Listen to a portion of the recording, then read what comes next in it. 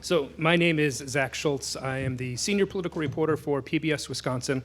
We cover the state. That has been the mandate for us since the day we came in, and so that's why they were polite enough to reach out to me to be a part of this panel and help moderate and move it along. I've had the pleasure of interviewing everyone on this stage at one point or another throughout their political careers and mine in covering it, and they are all excellent representatives for both their conduct in office and their insights that they hopefully can bring to us tonight, especially considering the times that we're in and the seriousness of the election and the faith that we hope to restore or keep in store for everyone in elections. So I am going to refer to some of my notes here just to make sure that I am reading all of this accurately. So this panel is made up of 3 members of the former members of Congress. It's part of the congressional study groups. The person in the middle that I'll just pick out so no one's confused is Ginny Dankmeyer. She is the Crosse local clerk. But the other 3 gentlemen are part of this esteemed group of former members of Congress who do nonpartisan, bipartisan action to travel around the country to speak to groups, civic leaders, international work, to promote democracy, and to show off a little of what they've learned over the years. Congress always has pretty low approval ratings, but then when you meet them, you find out they're actually wonderful people, and it's only when you get them together in a large group in Washington that some of the problems may seem to come up. At least that's my experience, having reported on them from Wisconsin. There are 800 former U.S. senators and representatives part of this group. We happen to have 3, all having served long tenures here in Wisconsin, looking out for the best interests of our state at their time. So let's move along to introducing them.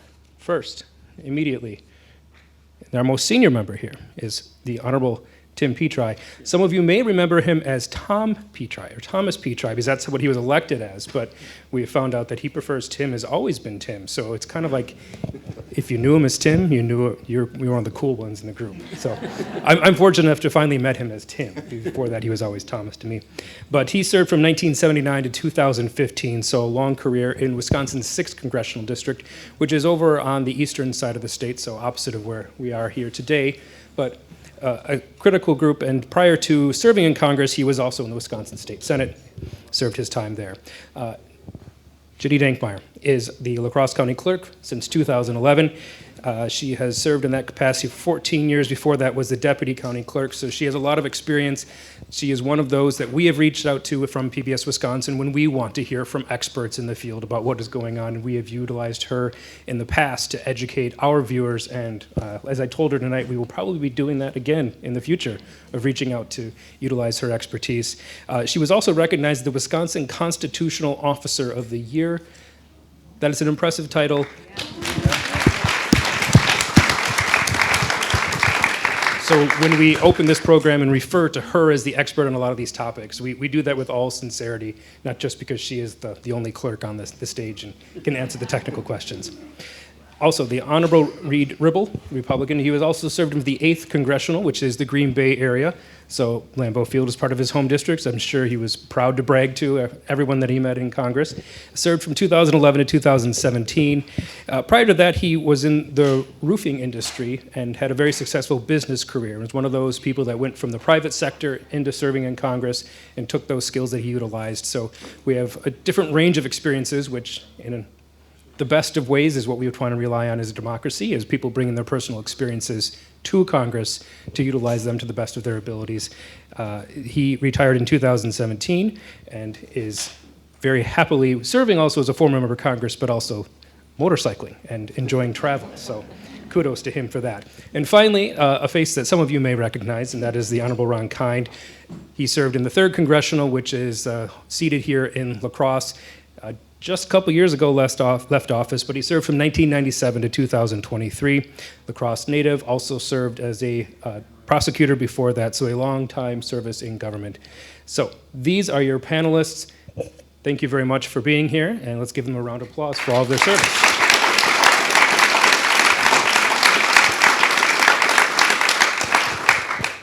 All right, so we are going to start with you, Ginny, because I want to lay the groundwork here for what hopefully this evening can bring us in terms of discussion.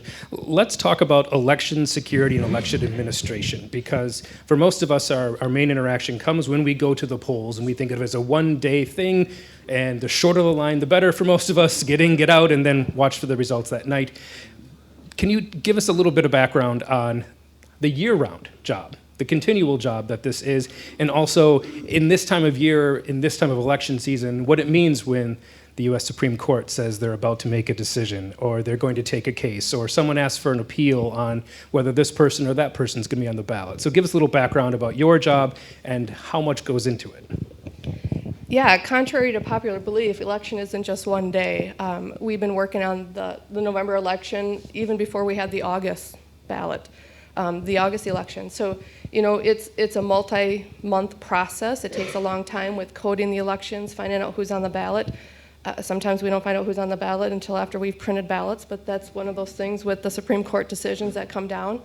We code the elections, we get the ballots printed, we get them to the municipal clerks, and then they start their process of the absentee ballots being mailed out to those that have a request on file, and that happens 47 days before the election, so we can meet that 45-day federal deadline. 2 weeks before the election, we go in-person absentee voting, where people can go into the clerk's office and cast their ballot before election day. That gets extremely busy. We expect that to be extremely busy for this presidential, and then that leads up to election day. In that time frame, we're also training our poll workers, our municipal clerks. We want to make sure they're ready. Laws change a lot. Sometimes we do our training and say, remember what I taught you last time? Disregard that and let's talk about what the law is now. So, we're going to do that training. We're going to make sure our poll workers know what the current processes are, what the current laws are. We're going to make sure our municipal clerks are up to date on that. And, we're going to be ready to go here in La Crosse County, and we'll have a successful election. It'll be safe, secure, and that's what we expect here. So we have seen a shift over the last 4 years, certainly, and perhaps even prior to that, in terms of the attention paid to clerks and the important work you do, but also a lot of conspiracy surrounding the work that you do. And unfortunately, coming with that is some threats that come in from people that don't know better where to channel their anger, their frustration, their questions, and want to impugn your reputation. What have you seen here, and what do you have to work with for your employees and all the volunteers that come in on election day in terms of them preparing them for a very potentially dangerous election season? Yeah, it's unfortunate that in our training now that we teach de-escalation skills. We, when you get mail on your desk in the morning, you shouldn't stop and think like, oh, what if white powder is going to fall out of this, because that happened in other states. And, we're teaching our clerks, be prepared, be safe. We have contingency plans in place. If there's certain threats at the polling place, what are you going to do? The de-escalation we're doing in training, how do we get voters that are excited about certain things, how do we get them out? We've lost a lot of poll workers over the years because of those threats, and sometimes it's just voters that come to the polls that don't like having to show their ID, or they don't like having to sign the poll book. Well, the poll worker isn't the person who made those laws. We're just here to enforce them. We're here to make sure you exercise your right to be able to cast a ballot. But the frustration is taken out on those poll workers, and a lot of those poll workers just, they got scared away from it, and we're having to bring in new poll workers and get them trained in, because those senior poll workers, just aren't there anymore for what we need. So it's definitely a different environment where we were 5 years ago or 10 years ago when I first started this job, but it's part of it. We have amazing municipal clerks. We have amazing poll workers that are all taking it in stride as we go, and we're going through it, and we're going to get through it and still have our elections. Great. If you can share your mic with Tim. Tim, I'm going to address this question to you as our most seasoned statesman here. You have had the longest career in politics. What has changed over your time? And give us some perspective in terms of how it used to be, and when did you notice a shift, and what does that mean in the bigger picture for our democracy? Well, I think most, people took elections pretty much for granted, and it was part of your civic obligation to vote. It was part of your civic obligation if you had the time to volunteer and work at the polls. I suspect there are people in this room who have friends or who may have themselves at one time or another volunteered and been poll workers. It's an important job, and it's done by our fellow citizens. And it's a self-governing country. And for a variety of reasons over the years that I've been in office, the system has become quite a bit more formal and legalistic. It used to be a little bit more relaxed, and if your nomination papers weren't exactly right, people would say, well, you made an effort and we'll put you on the ballot, and sort of thing was the attitude when I first was running. Now, by God, you go to court and the lawyers are involved, and it's become much more sort of formalistic and so on. I suppose that's all right, but it's a little overdoing it, because it is self-government, and no one's it's never going to be perfect, but people are doing the best they can. And I certainly think here in Wisconsin and La Crosse and Fond du Lac, my hometown, an awful lot of people are conducting the elections and doing a very good job. I do want to add for everyone out here, we do hope to take some questions at the end. If you're able, one of the cards on your seat has a QR code. You can scan it into your phone and then type in a question. That will pop up on an app on my phone, and so I'll be able to read it that way. It's a little more efficient for us to do it that way rather than trying to pass a mic around. So if you do have a question when we get to that portion, or if you want to scan it in right now, feel free. So Ron, I want to ask you about the environment. You were the most recently in Congress of everyone on our panel. Is this something that needs to be handled at a federal level? Is this a state issue? Is this a local issue? Everyone talks about turning down the temperature, but that's kind of empty rhetoric at this point, considering the stakes in these elections. So what can be done to actually make it safe so Ginny doesn't have to worry about recruiting a whole new wave of poll election electors? Well, Zach, before I answer that, let me just thank you and Wisconsin PBS for moderating, and also Lee Roche for his role in helping to organize this and help get the word out.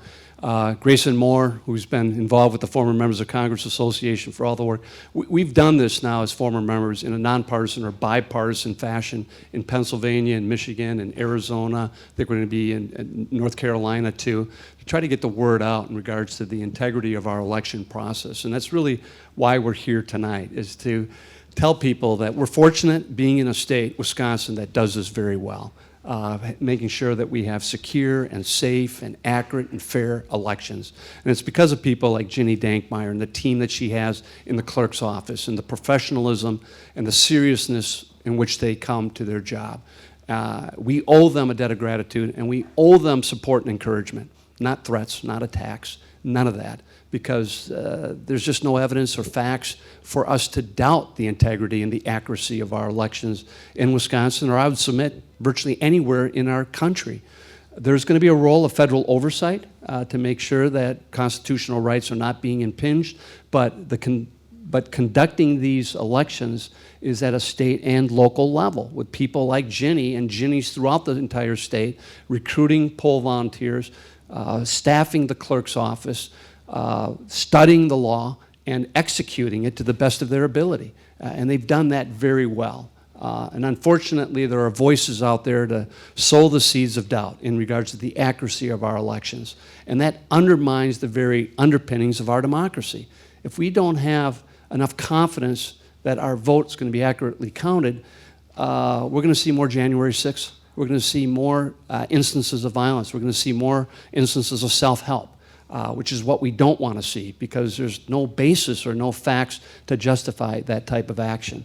And yet we're still in that danger zone because of the voices out there. And let's face it, there's one very prominent voice that is still out there perpetuating election lies, Donald Trump. And we never had this problem, Zach, when I was in office all those years, until he came to the national scene. And he started talking about this from day one, back in 2015 when he was announcing his candidacy, already talking about election fraud and how the election process can't be trusted. And he's continued that, and he's doing it even now, months, not years before the first ballot is even cast. For some reason, he's having a hard time internalizing the results of these elections. And unfortunately, he's militarizing that, as we saw on January 6th. And that's still the danger that we face today. So we're trying to, in a nonpartisan and bipartisan way, demonstrate what the facts and the evidence actually shows, and making sure that we strike that right balance of accountability of how elections are run, and making sure that we're doing it as accurately and as fairly as processed. And as Tim alluded to, there's legal recourse if someone has any doubt about this that can be exercised. Donald Trump did after the 2020 election, 60 court challenges. Every one of those courts threw it out for lack of evidence and lack of facts. And yet even then he wasn't satisfied, and he's still perpetuating this myth out there that we have something to fear in our election process when all the facts show just the opposite is happening. Ginny, I want to bring up a recent news story regarding elections in Wisconsin. Just a week or so ago, that the clerk in the city of Madison announced that they had accidentally sent out an additional 2,000 duplicate ballots to voters. And walk us through how that can happen, how that can be ensured that there aren't 2,000 double voters, and how does that happen, and how does a clerk make up for that, and what does that do to the integrity of the whole process when there are accidents, but then they're acknowledged and talked about how these won't result in double votes? Yeah, that happens because elections are run by human beings, and human beings make mistakes. And when that mistake was made, that clerk did the right thing. She called it out. She was transparent. She made it out. She put it out there. Like, this is what happened. It was a human error. They were, from what I heard, they were merging some spreadsheets together and they got duplicated. But, you know, every absentee envelope that's sent out has a barcode on it. A voter is not able to send in 2 ballots. So it's still very secure. It would be as if someone was able to get a second ballot somehow. They send it in, the clerk's gonna be like, okay, you've already returned 1 ballot. We have that in our database that you've returned a ballot. If a second ballot comes back, it's gonna be rejected. So the fact that someone's gonna get 2,000 extra votes is not gonna happen. You know, the clerk did the right thing. She was transparent. She said, this is what happened. This is what we're doing to fix it. You know, this is why 2,000 ballots extra are not gonna be cast on election day. Reid, in northern Wisconsin, is represented by Republican Tom Tiffany, and he had a Twitter exchange and some public relations exchanges with the clerk of the city of Madison, talking about how this looks like fraud. This looks like questioning whether there were, bar scans on the ballots themselves versus the absentee ballot envelope. What can you tell us about whether those comments were in good faith, or if those playing into some of these election conspiracies out there that people generally want to know? How does this happen and how is it corrected? And what is the role of a congressman in terms of asking questions there? I wouldn't presume to be able to tell you what was in Congressman Tiffany's mind. And so, but what we can say is that the barcode has to be on the envelope, because you don't want to connect the specific vote necessarily. We get to vote in private in this country.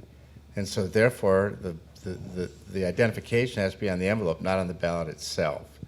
And so that's part of how we have a secure system.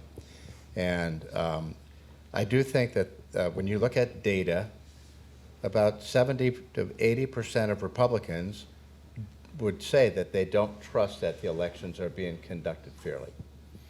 And something like that plays to that audience. And if you are always looking for a problem with elections, and you're looking at it on X or on Facebook or whatever social media you use, the algorithms continue to feed you that same misinformation, and it begins to reinforce until something becomes a belief. It's how urban legends get created. And I often tell people I would prefer that you don't trust politicians, and here's 3 of us up here telling you that. But yeah, you can trust us. But I'll tell you who you can trust. Is you can trust your neighbor, and that person, when you go in to cast your ballot, that's working at a polling place, is generally a senior citizen, usually somebody very interested in conducting a fair election, wanting to see your identification and matching your address. And it's probably somebody that might sit 2 rows ahead of you at church, or you see at the grocery store, might be your next door neighbor. So my strongest advice is trust your neighbor, and don't listen to the politicians and when they tell you that your vote won't count. And I would also say this as a Republican, it's like the dumbest strategy in the world to tell people their vote doesn't count. Why in the world would I vote as a Republican if I didn't believe my vote mattered? I mean, just from a pure political strategy, it's near idiotic. and I don't understand it at all. But I trust, what are there, 1,800 clerks in Wisconsin? 1,850 municipal clerks. 1,850 municipal clerks.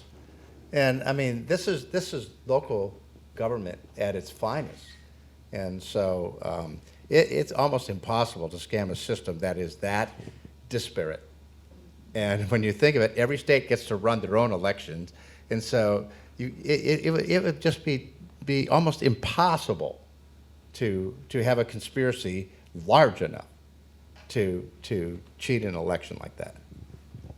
So, Ginny, one of the other things that comes up a lot is the question about illegal immigrants or non-citizen voters voting and participating in elections. There's constitutional amendments regarding that very issue.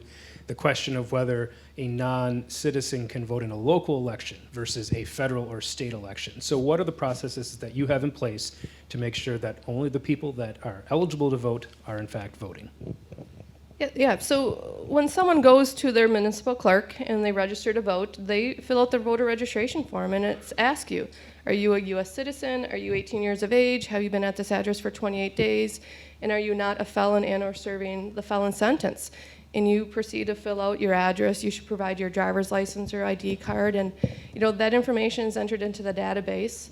It's compared with Social Security, so if someone passes away, we get the alert that this person has passed, it gets inactivated. And it's compared with the Department of Corrections, so we can pull out felons, like this person's a felon, it's going to be inactivated. There's not currently a process to be able to check to see if someone's a U.S. citizen or not. That data is collected by the DMV, but it's not accessible to us. But the data also from the DMV can be up to 8 years old. At the time someone goes to get their state ID, they may not be a U.S. citizen, but 2 or 3 years later, they may become a U.S. citizen, but that data is not going to be updated with the DMV. So in order for something to happen for us to be able to check U.S. citizenship, it's going to have to be a law change that's going to allow it. But I have to say that every election, something comes up. Something, in this case, they're non-citizens going to vote. Just something to throw out there, just that little bit of doubt that you're going to not believe the outcome of these elections. A couple of elections ago, it was all the dead people that were going to the polls and voting, and before that, it was all the felons that were going. And if you historically look at the data, and I have to say, there's never been proof, there's never been data shown that all these dead people or all these felons were going to the polls to vote. And the reports are on the commission's website, and if you go and you look at them historically, it's ridiculously low, the amount of election fraud we have in the state of Wisconsin. It is just low. In the last 10 to 15 years, there's only been 4 instances of non-citizens actually voting. So when you say there's all these non-citizens are going to go to the polls and vote, that's just not happening. For felons, it's single digits that the felons that are going to the polls and voting. The biggest case of fraud is people who are trying to vote twice. They're trying to vote absentee from their cabin up north, and then they go to the polls to vote in person at the polls. That's the highest amount of fraud happening, and still we're looking at less than 20 cases for elections. When you're casting 3 million votes and you have 20 cases of fraud, it's ridiculously low, the amount of fraud that we have here. So I feel this rhetoric is just thrown out there so everyone has just that little bit of doubt that we can always just question the results of these elections because this is your reason why. Because all these non-citizens went and voted, and that's why the election didn't go the way a certain candidate wanted it to happen. Zach, can I just add one thing there? After I left Congress, I became the CEO of the National Roofing Contractors Association. If anybody's had a roof put on lately, there's a pretty good chance that it's a Hispanic work crew. I mean, roughly 70% of roofing workers in the U.S. are immigrants. And I will tell you, having interacted with hundreds and hundreds and hundreds, I might even say most, undocumented. I will tell you, the last place on earth any illegal immigrant wants to be is at a government operation where they might be captured and deported. They are not voting. Now, you talked about non-citizens, but there are legal immigrants that are non-citizens. And that's where you typically have the disconnect where they have to track it. But the idea that someone who came to the border 6 months ago is going in to vote is, to me, I look at it and think that is like the most absurd idea and one out of just not understanding how these undocumented workers that are moving about this underground economy in the U.S. operate. They do not want to be caught. They're not coming in to vote. They just aren't. And Zach, I think to Reid's and Ginny's point, there are serious legal consequences if you're purposely trying to vote twice or trying to manipulate the system. And you can be held accountable for it. There was an elections clerk in Colorado that was recently convicted of trying to manipulate ballot boxes. She was just sentenced to 8-9 years in prison for doing it. So let alone undocumented workers here for fear of facing some type of legal persecution. Citizens trying to do it will face legal consequences as well, which are very serious. Yeah, and I think that the voting rolls are public, and you can go and check on whether someone is voted or not. And if anyone knows of an illegal immigrant, and you go down and look and see if their name is on the voting roll, and if they voted, then you can put them in the slammer, probably. But if people feel that's going on, they have an obligation to go down and check the voting rolls and prove it. We have the whole system is checked, and people can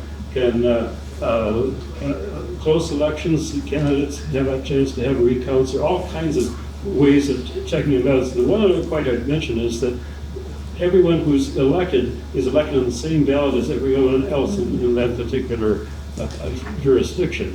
And so if we saw fraud, we'd usually hear county board members talking about fraud and town board members and city council members, because it's all the same ballot. And yet somehow it just seems to be some sort of a media thing that's coming from. Tim, I always found it hilarious that every member of Congress after the 2020 election that got elected did not dispute their own election result. It was only at the presidential level for some reason that they wanted to. But no, I mean, if you were happy with the result and you didn't contest it, then yeah. So Yeah, if that ballot was not valid, then their elections were not valid either. Well, one of the things that I've dealt with in terms of my reporting is talking to election conspiracists or skeptics, and to me, the easiest rebuttal that has come about since 2020 is Ron Johnson being reelected in 2022, because there is no world in which you can say that there are giant, vast conspiracies designed to elect Democrats when they allow a Republican, Senator Ron Johnson, to win re-election by the narrowest of margins. They don't, if you're going to commit fraud, you do it Russian style when it's 98%, or Iraqi president style and back in the Saddam days. It doesn't happen by 10,000 votes. So Ron, I do want to talk about that issue though, because in 2020, when Donald Trump filed those lawsuits you referenced, it was in Milwaukee and Dane counties, and he didn't file lawsuits challenging voters and trying to throw out absentee ballots around the state. He didn't do it here. He charged the two largest Democratic counties in the state. So I'm wondering, if there was dramatic fraud in those counties, how did you get elected so much, since you don't have either one of them in your district? But what does that say? Well, it's a good point, Zach. And it was a right that Donald Trump's campaign exercised. They had a right to ask for a recount because the margin was that close. But they chose only to exercise that right in overwhelmingly Democratic districts and nowhere else throughout the state, which is already suspect. But the irony after those recounts was it was actually Joe Biden that got a few extra votes after the count, not Donald Trump. So I guess if someone had a beef about the election results in 2020, it was Joe Biden, not Donald Trump. I mean, it was really minuscule and small and insignificant, but nonetheless. And this was on back of 60 federal lawsuits that they had filed challenging the election results, and every one of those federal courts threw him out for lack of evidence and lack of any facts behind it.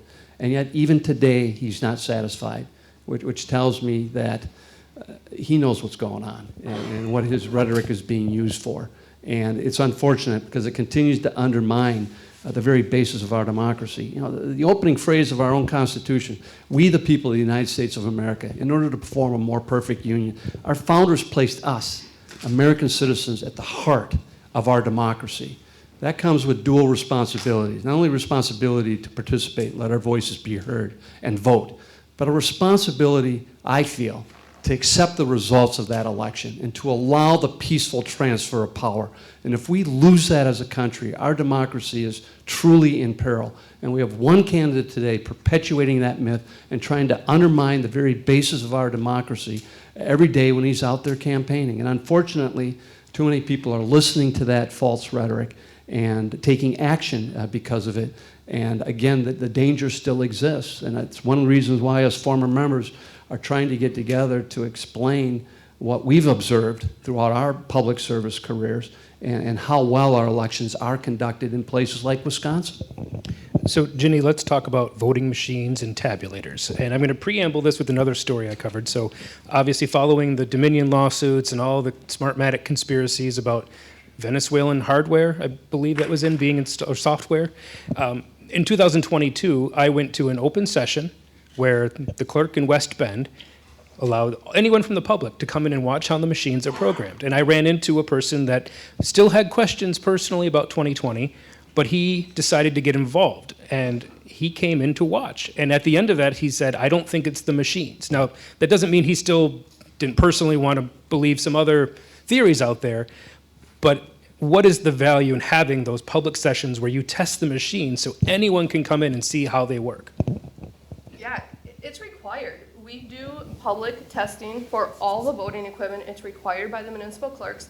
They do a public notice 48 hours before they're going to do this test. And the public can go in and they can watch. There's a predetermined test deck that they run through. Those results must match up with the spreadsheet that's there. And that shows you that this machine is counting the way that it's supposed to. You know, when people say the machines are hooked up to the internet and people are tapping in throughout the day and changing the votes, you know, that's just not true. These machines are only connected to the internet and only can be connected at the end of the day after you close your polls. At that point is the only time you can turn the modems on in these machines, and you can send the results. And the results are a private secured network that if you tried to search for it, you wouldn't be able to find it because it's a private network. And all that's sent is an extremely tiny small file with the numbers. That comes into my office. And that's all. And those are unofficial results on election night. Like, we have to stress this, that the public wants the results. At 8:01 p.m., they want results on what happened. Well, there's some checks and balances that have to happen, but we've done modems now, and we modem the results in so we can get you the results faster. But that's just the unofficial results on election night. The next day, the clerks bring me those memory sticks, and I read them into my election software. And what's on those sticks is different from what modem in on election night. It flags it for me. So if someone was able to tap in and de-encrypt these and change it and send it back and we didn't catch that, it would be caught there. And then we take that a step farther. When I do my canvas, and I have a canvas board member sitting right here in the audience, we call the numbers out off of the tape.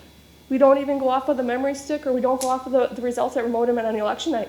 We read the numbers from the tape that was printed off at that machine, at the polling place on election night.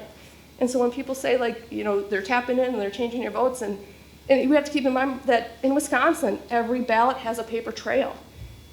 We say get involved if you don't believe this. Come sit through one of my recounts, and you'll see how scrutinized we do. Everything on election day is redone, and we count those ballots not once, but we count them twice. After every general election, the Elections Commission randomly picks municipalities to do audits. We sit there, I think it was after the 22 election, I see a municipal clerk here who sat there for 6 hours. We recounted almost 10,000 ballots, twice.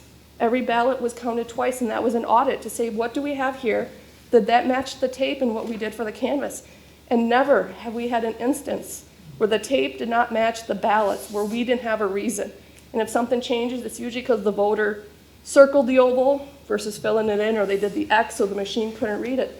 There's never been an instance where randomly votes have appeared or disappeared or changed because the machines modem those results in. So it's another one of those things that get thrown out there, so you have that inkling of doubt that you can trust the results of these elections, and I think we're always going to be fighting that.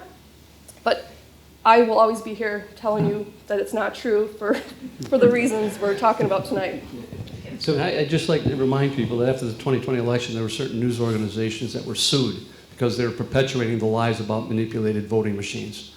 And Fox News, I believe, settled for close to $1 billion based on the lies that they were perpetuating in their news content following the election. So again, there may be severe consequences if you're going to be out there perpetuating these lies about manipulation at the ballot box and how the votes are counted. And that was demonstrated through these lawsuits against news organizations that were involved in it. So, Tim, I'm going to pass you my mic. What's the latest you ever had to stay up for election night for any of your results? Because yours were pretty much slam dunk most of the time. But what can you tell the rest of us about when we should fairly expect to see results and why it doesn't come at 8:01?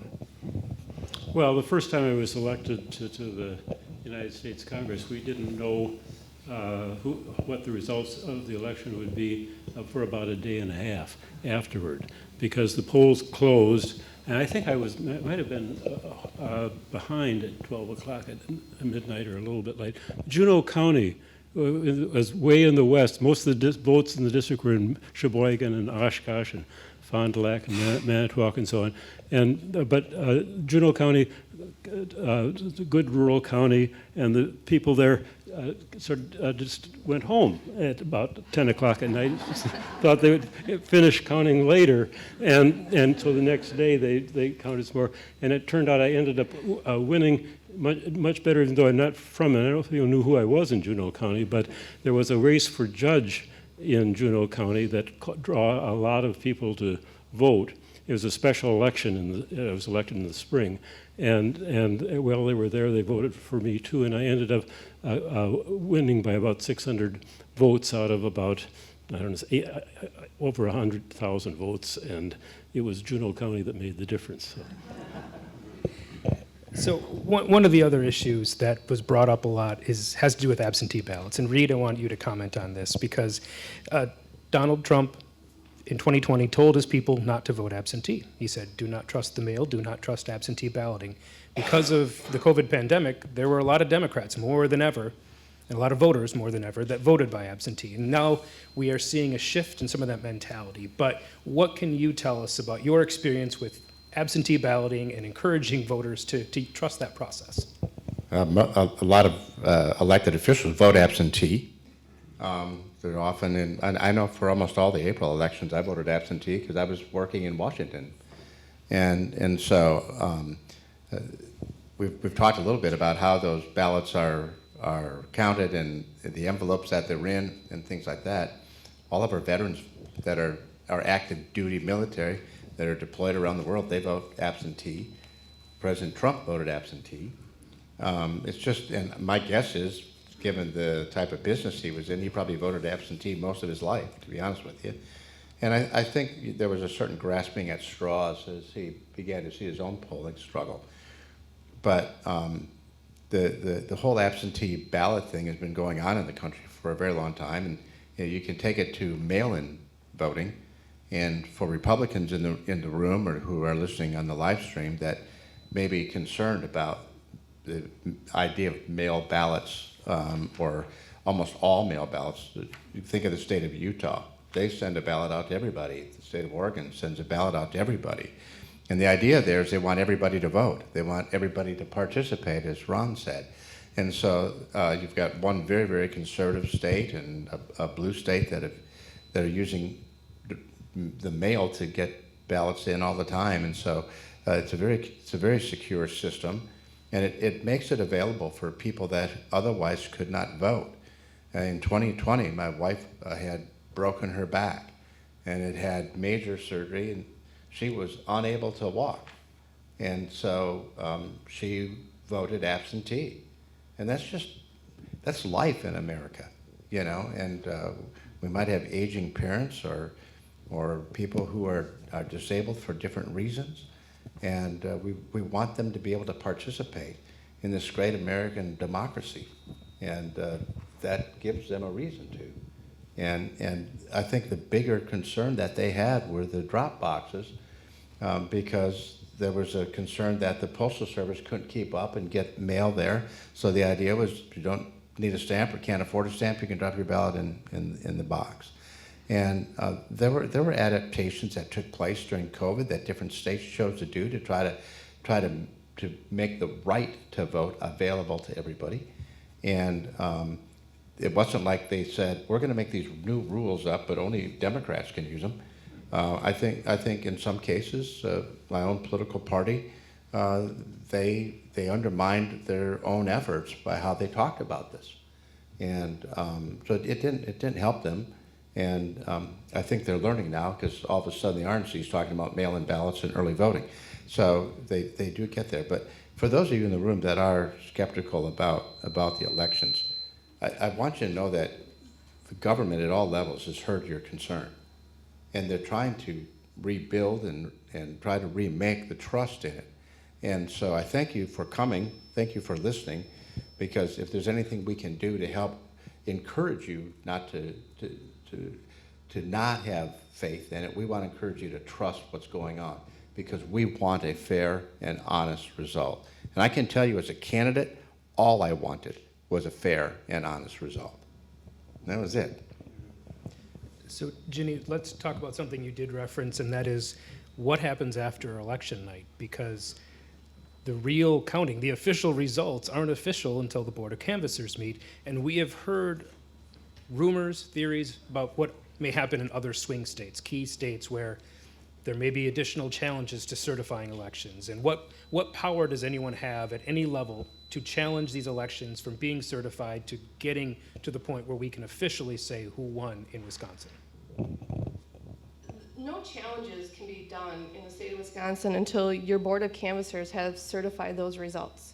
So to say our Board of Canvassers aren't going to certify the results, that has never happened in Wisconsin. I don't foresee that happening in Wisconsin. You probably have 72 county clerks that are going to be elated to sign their name to that Board of Canvassers tabulator statement, putting an end to the election and saying, this is the results, we're done, and now we can move on with our lives, because we've been nothing but the presidential election for the last 6 to 8 months. Once that's certified, those results then go up to the Wisconsin Elections Commissions, and they certify the results for all 72 counties and for all the federal contests and the state contest. Once that's done, if a candidate feels something happened and they're within that range that they're allowed to ask for a recount, they certainly can ask for that recount, and that's what we're going to do. We did a partial recount after the 22 election. We did a school district recount after the April 23 election. We've done more recounts than I can think of. And it's not a bad thing. County clerks like to think the recount is our Super Bowl. But I don't mind doing them, because when you have people out there saying these elections are rigged and this happens and that has them, all we can say is get involved. Come to my recount. If you don't want to work the recount, we pay well and we give you food. But come and watch. You see how we tear apart election day between the poll book and who's on the poll book, and does that match the number of ballots that were cast, and we go through the absentee envelopes. We talk about absentee voting. We're going to look at those absentee envelopes, and every absentee envelope, is that person's name on the absentee log? And does that show they requested a ballot? Does it show the ballot was returned? Does it show the ballot was counted and it was issued a number? We go through the ballots themselves. We count every single ballot twice. So we certify these elections, the recounts, we go through them, and we do everything all over again. And we do it painstakingly, and it takes time, and it takes days sometimes, and it takes weeks.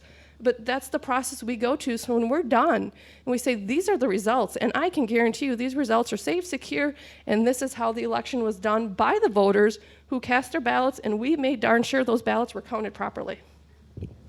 So we're about 10 minutes away from the section where we'll start taking, I'll read off some of the questions from the audience. So last chance to scan some QR codes and submit a question. But I kind of want to go through the panel here. And Tim, I'm going to start with you.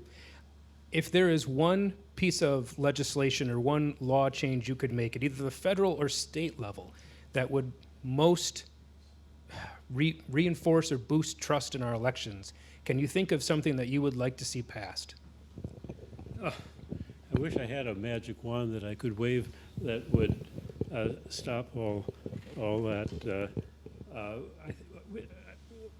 I think, frankly, that the system is pretty open, and people can go down and watch the votes being counted. You have parties can have observers at the polls. We try to keep campaigning and people from interfering with the vote for a good reason. And I think the system is fine. One thing that I personally feel fairly strong about is that I like the fact that it's a state-based system in the United States, and in each state it's based on the county and local, because it really is from the bottom up. And if we were to change it and to go to a national system, I think we would lose a lot of the discipline that we have now by having it done locally. Reid, what do you think? If I were to make one change, it would be that they start counting the mail-in ballots at the beginning of the day and not wait till the end of the day. Yeah, I would even be open to them. Can I ask you, so there was a proposal that would have allowed for early counts to that, because they can start in the morning of Election Day, but there was an effort to switch that to Monday before an election. Is that what you're talking about? Yeah, I think that earlier you can start counting those, because those have already been delivered. You can set up whatever time parameter you want, but the idea to count them so late lends to this kind of rumor mill. Oh, this candidate was winning, and then all of a sudden these magical ballots showed up. I think it plays into the idea if you are prone to mistrust results.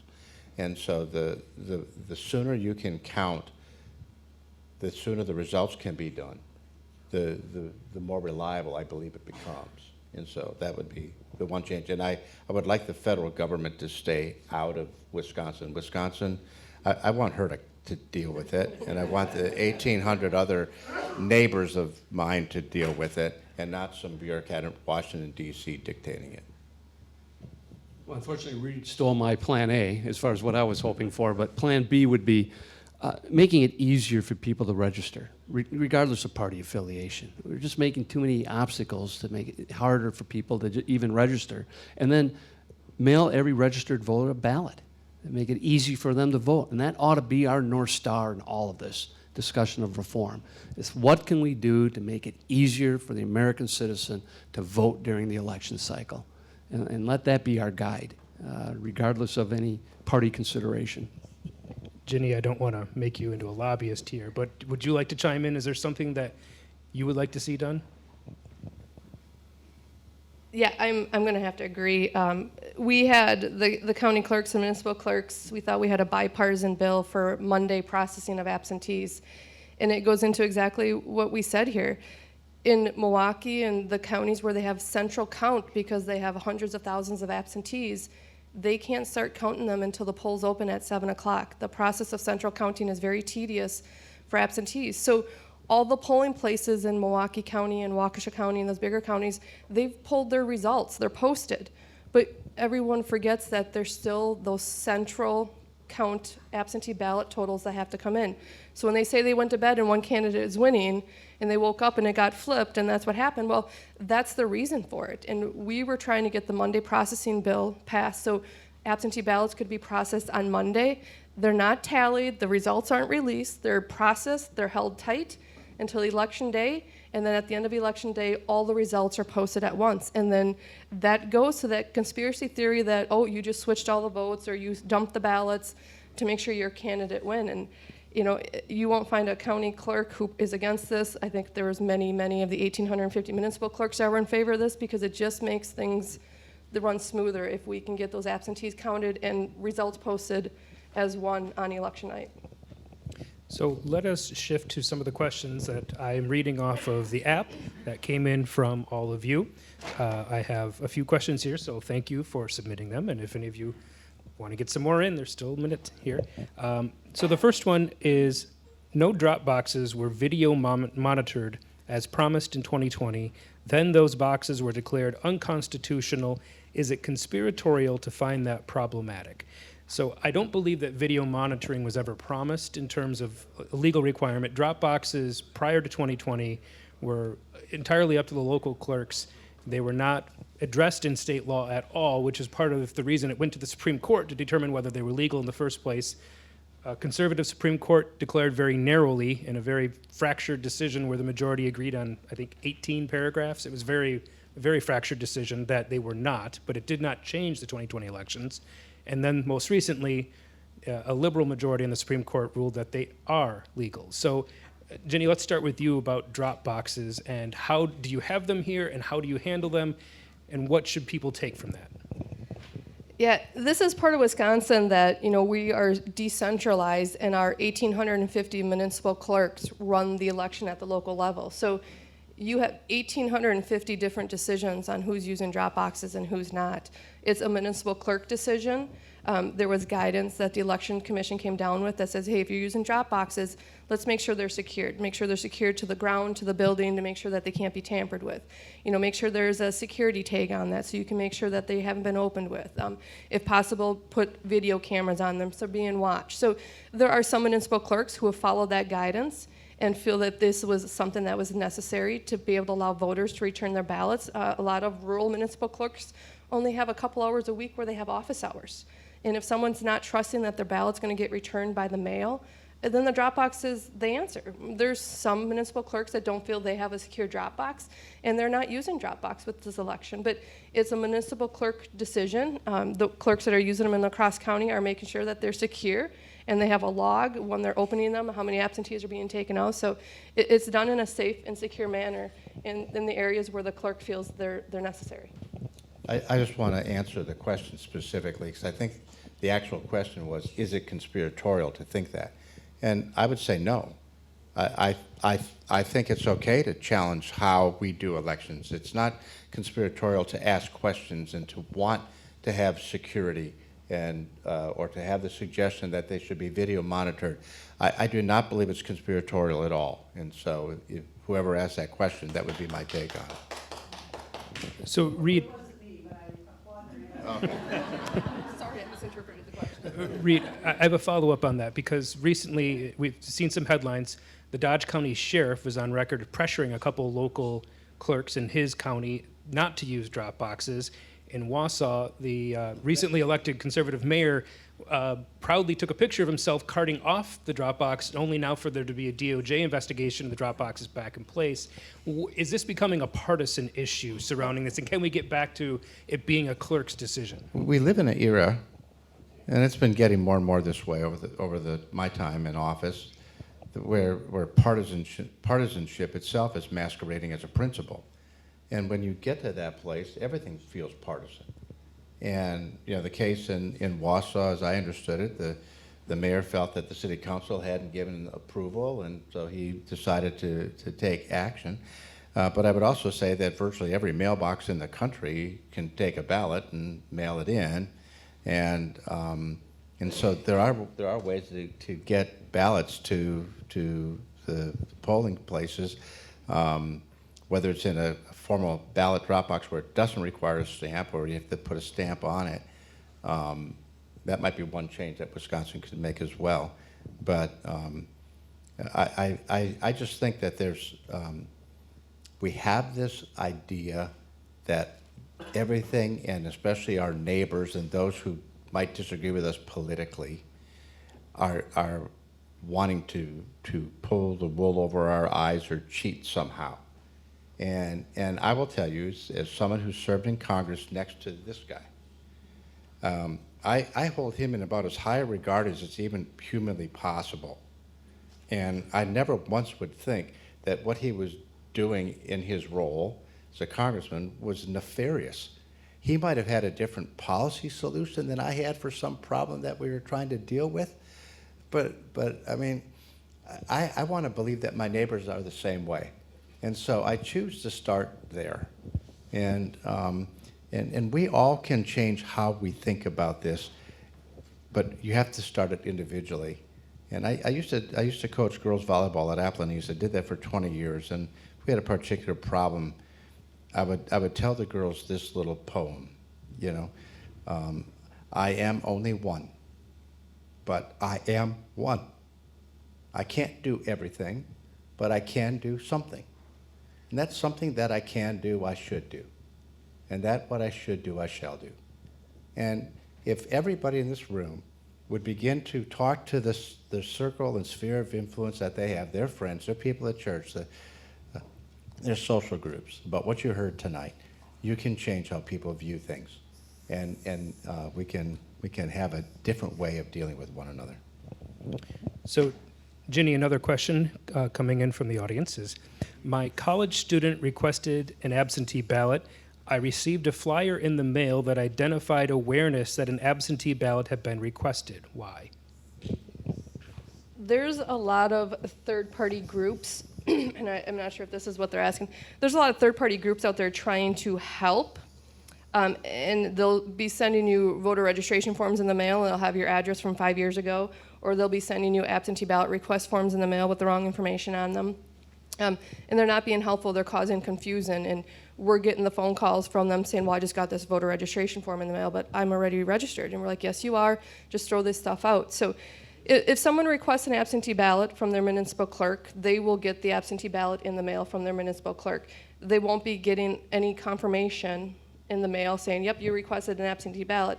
That's these third-party groups that are trying to be helpful, but they're causing more confusion than they are being helpful. All right, another question, Ron, this is for you. It said, Ron said Trump was the original election denier. What about Hillary and others in 2016 who repeatedly said it was stolen and he was an illegitimate president? Well, we can go back and relitigate all we want, but I think the facts are pretty clear in regards to where the rhetoric was coming from in order to sow the seeds of election fraud, and it's still happening today. I mean, January 6th is not an aberration, folks. That danger exists today. And this started years ago, and Donald Trump is still out there perpetuating these election lies, getting people riled up about it, and threatening to challenge a result if he loses again this November. And what will come from that? It's the classic heads I win, tails you lose proposition. For some reason, we have one individual who's having a hard time internalizing defeat for himself. Hillary Clinton accepted defeat. She was there at the inauguration. After the January 6th insurrection, Donald Trump blew out of town. He was the first sitting president in modern history that didn't even have the decency to show up for the peaceful transfer of power that occurred later. And not only did he fly out of town, he took a bunch of stolen classified documents that didn't belong to him with him down in Mar-a-Lago. Put your partisanship away, Ron. Yeah, just put it away. Well, I'm just saying, the reason we're here tonight is because there's one person out there perpetuating this fraud on the American people. Put the partisanship away. Keep it objective. Well, it's hard when you have one presidential candidate out there doing it. It might be hard, but you can do it. All right, we have another question from, these are all from Anonymous, probably thankfully. Is ballot harvesting legal or illegal in Wisconsin, and do you favor or oppose this technique? Why or why not? Ginny, I think the ballot harvesting itself is illegal, correct? But there are some questions when it comes to a disabled voter on what lengths they can go to have someone assist them cast a ballot if they're not physically able to. Correct. So currently, only a voter can return their absentee ballot to the clerk. If you are a disabled voter, you can assign an agent to return your ballot on behalf of yourself. If you bring your ballot into the municipal clerk's office, the clerk is going to ask you if this is your ballot. If you say, no, I'm returning it for someone, they're going to ask you, is this for a disabled voter who assigned you to be their agent? And the answer will be yes or no. And if they say, yes, I've been assigned an agent to return this ballot on behalf of a disabled voter, the clerk is going to take it.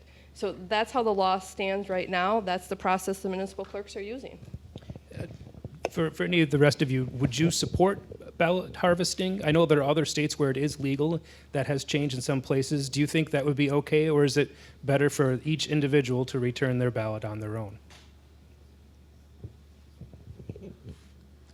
I think it's, we have, as you said, there are ways, if someone, you need help, you can indicate that on the ballot.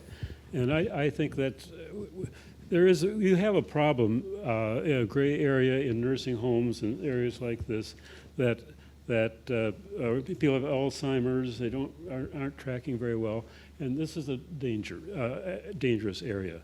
And so I think most places like that I have tried to put in proper procedures, but I knew that there was always a little bit of a issue with nursing homes. I made a big point of trying to campaign in nursing homes when I was there, just so that if they're going to vote, they would vote for me. But I don't know if they do. Yeah, I don't know that I've got a good. I don't know that I've got a good answer for it. I really do believe that due to the COVID pandemic, there were some changes that were allowed that kind of reset in 2022.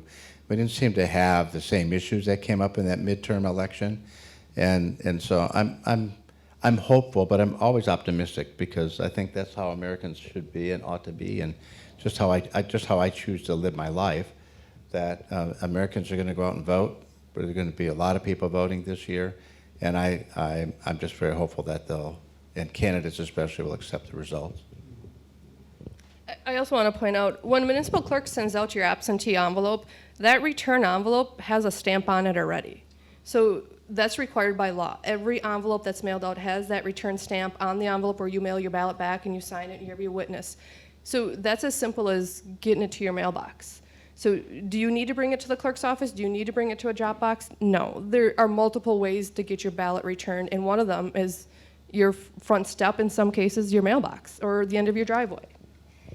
And then there are certain, obviously, unique circumstances that it's helpful to have some harvesting of ballots. Those in nursing home that can't get out on their own, those in the hospital, our veterans overseas serving on a ship. Where do you think those ballots were? They're harvested and then brought back to the United States for proper counting. So there are going to be some unique circumstances just to facilitate the process of making sure those ballots get in at the proper time so they can be counted.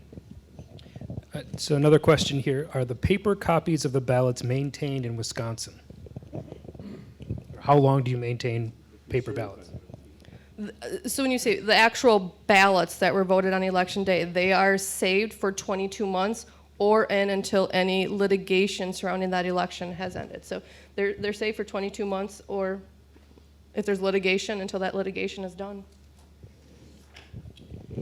Another question here, is it possible that candidates spread rumors of election fraud, that they have a stronger argument when losing, or do they really not believe in it? And Reid, I think we were having a discussion before about the genuineness of some of the actors that spread some of these or boost some of these arguments of why they may be doing it, especially if they win their own re-elections.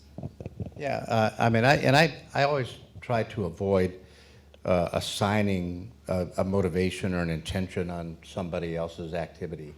Sometimes those intentions could be very sincere and well intended because they themselves want to see ballots accurately counted and what have you. And so, but we do have a bit of a responsibility to really accept the results when they're tabulated and done and the contests are over. The contests are over. And so I don't know if that's an answer to the question or not. But Another question here. There is a referendum to make a change to the Wisconsin Constitution from, quote, every eligible voter to, quote, only eligible voters, and they want to know, could this restrict legitimate voting? So what do we know about the consequences of the constitutional amendment on this November ballot and what it could mean down the road for people's ability to vote? in my view, I don't think it changes anything. The Constitution's already pretty clear on it. There's not a lot of evidence that there's a problem with non-citizens or people who are not eligible to vote that are voting. But if it makes the voters, if the voters who are going to vote on that referendum, if they feel that that would be helpful in restoring confidence, have at it. I'll support whatever makes you all feel safe, you know.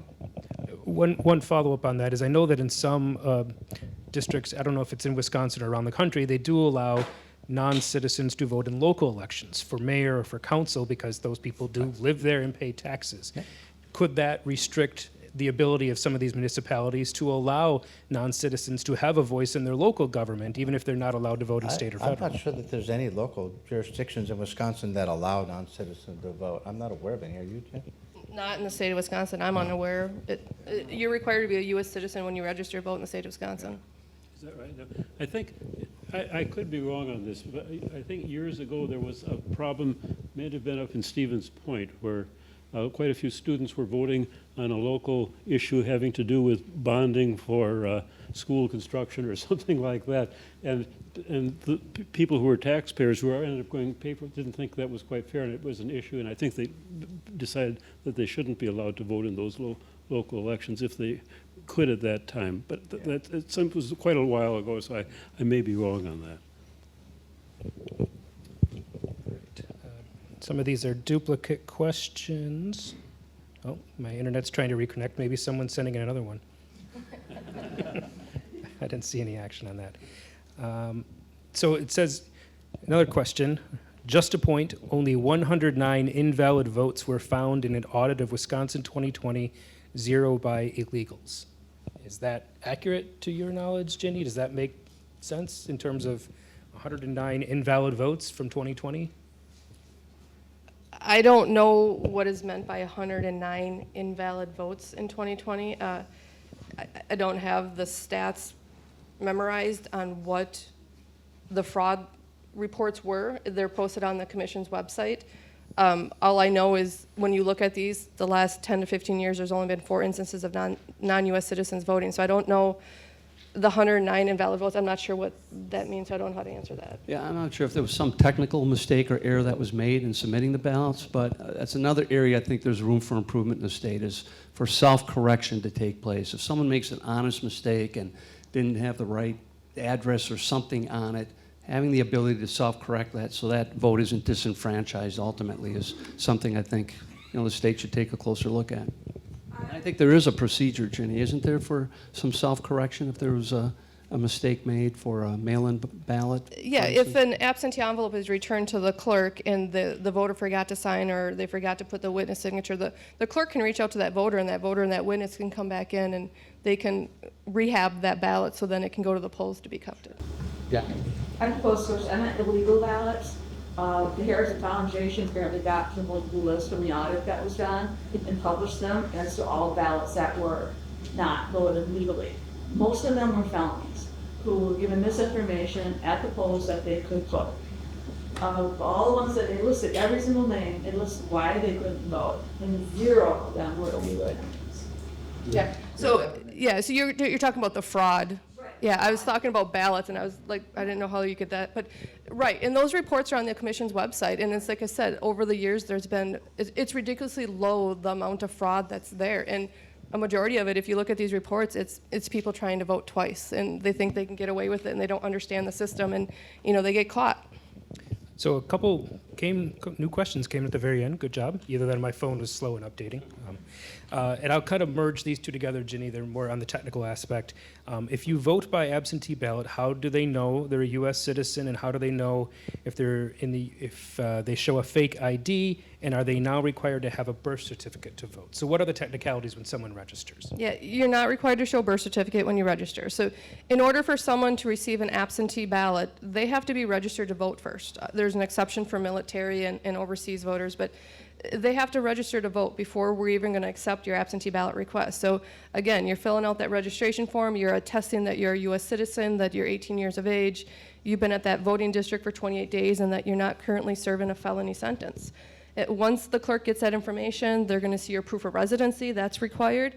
And then if you request an absentee ballot, you have to show your proof of residency. That means you're submitting a copy of your driver's license or your state ID or your passport, whatever it is that you're showing for acceptable photo ID. So that's the process that's put in place before we send out absentees. We just don't get emails and say, I'd like your absentee ballot, and we send it out. Like, there's a whole process that goes in place to make sure the voter's registered. With the database shows us if they have a photo ID on file, the copy of that photo ID is there. So it's a very lengthy process before we're going to send a ballot out in the mail. Ginny, is there still a problem with student IDs qualifying for registration purposes? Yeah, at the campuses, the student ID qualifies if it has certain things on it. I'm not up to par on what those are. Nikki Elson, our city clerk, is amazing with that, and she has all that taken care of to make sure that college kids are able to vote the way they need to. And all polling books, we get requests all the time after the elections. You can even go to the commission's website. It's badgervoter.wi.gov, and we're going to request a list of everyone that voted in certain elections, anyone that voted, the August elections or the April elections. So you can request that information, and you can see exactly who voted in which elections. On top of all that, like, if you question it, go to the polls and be an observer. If you feel someone's going there that's not a citizen or somebody that there's a felon, go to the polls and be an observer. If you see that happening, point it out to your chief inspector. They can challenge that voter, and we can go through the process of challenging it to confirm if they're a U.S. citizen or not, or confirm if they're on the felony list or not. So there's processes in place if someone wants to question it. Just, you have to get involved. You can't sit back and say, well, this happened and this happened, this happened. Well, if that happened, get involved and bring it up, point it out, be involved. We can't stress that enough with these elections now. So there is an interstate system that exists for clerks to communicate between states to confirm when someone moves between states, correct? Yeah, I believe you're referring to the electronic registration information center. I'm looking at my deputy. See if it's Eric. Yeah, let's call it Eric. Yes. So since 2020, one of the things that has happened is that there have been a number of Republican-led states that have left that system. There was actually a lawsuit just recently filed in Wisconsin by a former member, Republican in the Assembly, to have Wisconsin leave that system. How do you rely on ERIC, and what would be the impact if Wisconsin did leave a system that was set up and designed to help catch some of these issues if people are voting in multiple states? Yeah, I know we've seen that there was that lawsuit filed, but there's also a state law that requires us to be part of ERIC. ERIC is a system where we use that if someone moves to another state and they registers to vote, it alerts us. If they use the DOC, they use the DOT, DMV, Postal Service. So if you go anywhere and it looks like you've changed your address, we get the alerts back. We send postcards out saying, hey, it looks like you may have registered in another state or in another municipality. Is this correct, yes or no? When we first signed up with ERIC, a lot of it was when parents would send their kids off to college in Madison and they would register the car down there. Well, we'd get the alert that, hey, you registered a car in Madison, did you move? And it's like, well, no, we just took our kid to school and we registered the car so it'd be legal down there. So would it complicate when we check our voter rolls with other states to see if people are voting in multiple states? It potentially could.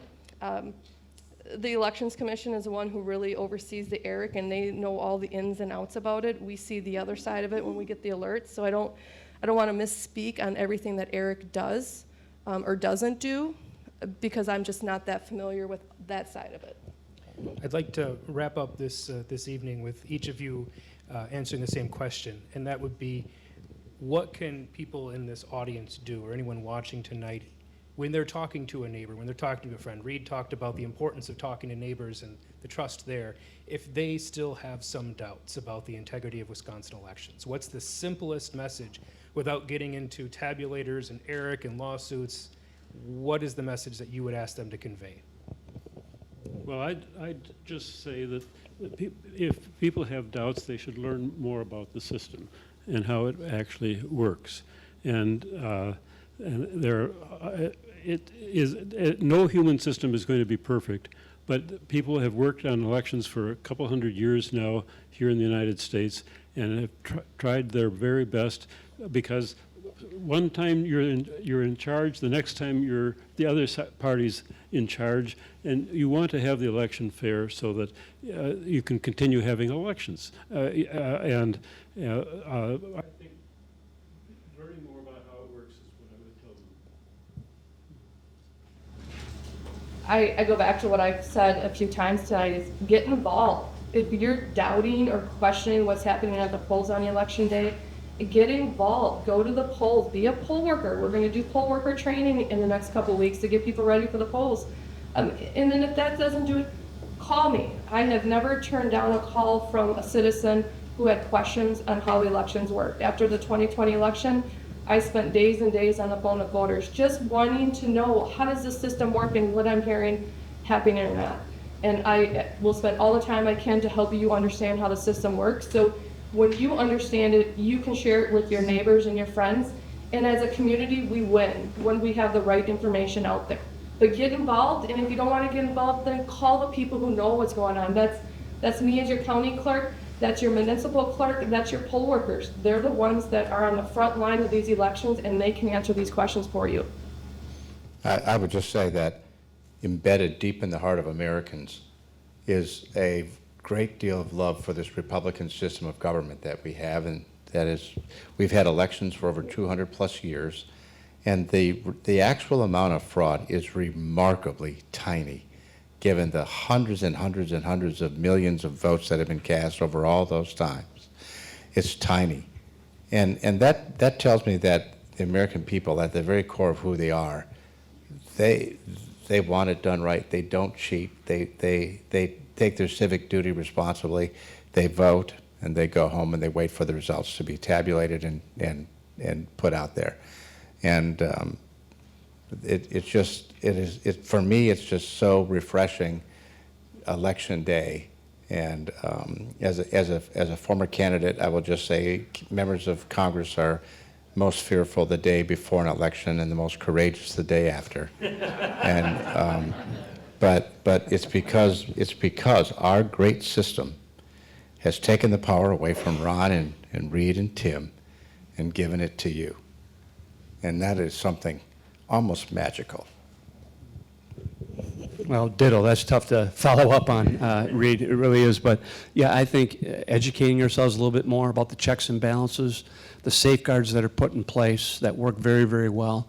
It's an honor to be on the stage with Ginny and your team and what you do every election cycle. We ask you to do a lot. You deserve our encouragement, support, and respect for what you do. And it's an honor to be able to be up here with my two former favorite members of Congress with whom I had a chance to serve, Tim and Reid, and have this discussion with all of you. And I think this discussion needs to be taking place throughout the country today, given the perils that we face. And I go back to my original point. The Constitution really does put the power in the hands of us, the citizens of this country. And there's a dual responsibility with that, not only to get out and participate and to vote and to let our voices be heard, but also a responsibility, I would submit, to accept the results of those elections and to accept the peaceful transfer of power. I mean, America's great strength, came to learn as a member of Congress traveling overseas and listening to other people, isn't our mighty economy or our military force. It's the example we set with the peaceful transfer of power, which most people around the world are in awe of, that we're able to do this during the election cycle. And we're losing a little bit of that each day right now.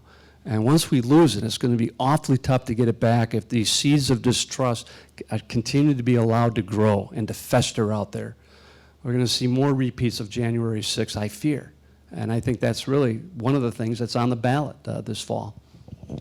All right, that is our time. You do have another QR code if you are so inclined to give us a survey, give us a little feedback on how we did tonight. But I want to thank all of you for being here and sitting patiently and your wonderful questions and mastering how to send it into my phone so we could master that. And I want to thank everyone here on this stage, the former members of Congress, their congressional study groups. Ginny, thank you for your expertise. That really helps for the rest of us who aren't experts in that capacity. But Tim Petri, Reid Ribble, Ron Kine, let's give them a hand.